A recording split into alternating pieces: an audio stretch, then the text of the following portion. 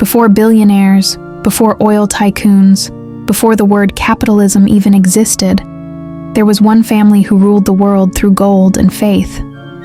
They were not kings. They didn't need to be. They were the Medici, the bankers of God, and the architects of the Renaissance. It all began in Florence, 14th century, a city divided by rival families, political factions, and ambition. Among them rose a man named Giovanni de' Medici. He wasn't born noble, but he understood something the nobles didn't, that power doesn't come from swords or titles. It comes from money and trust. Giovanni built the Medici Bank, a network that stretched across Europe, from London to Venice, from Avignon to Bruges. His secret? Reliability. When kings and popes needed gold, when merchants needed loans, when cities needed to fund wars, they turned to the Medici. And as money flowed in, so did influence. The Medici became the quiet rulers of Florence, never wearing crowns yet commanding more power than any duke.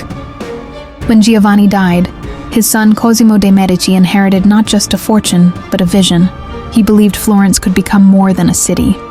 It could become a beacon of civilization. So Cosimo did something no banker had ever done. He invested in beauty. He funded architects, sculptors, and thinkers. He paid Brunelleschi to build the Dome of Santa Maria del Fiore, a structure so massive, so impossible, it became the heart of Florence.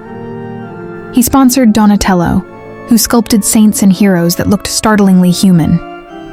And he gathered philosophers, translating ancient Greek texts into Latin, reviving the lost wisdom of Athens and Rome. Cosimo understood power fades, art endures. But even the greatest patrons have enemies. The Medici were exiled once, their bank seized, their allies hunted. Yet Florence couldn't breathe without them. Within a few years, the city begged Cosimo to return.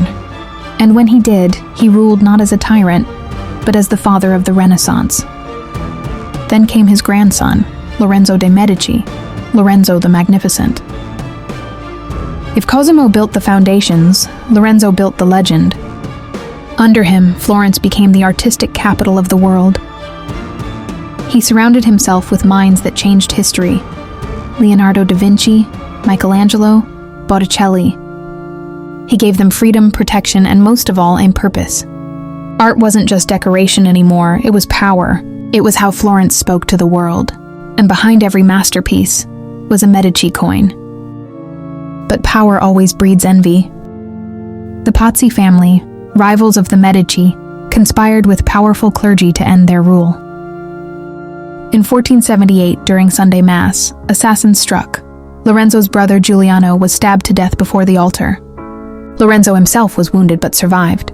In that moment, Florence turned on the conspirators. The Pazzi were destroyed, and Lorenzo became not just ruler, but legend. Yet even legends fade. By the time of his death, the Medici faced financial strain, political chaos, and enemies in the shadows.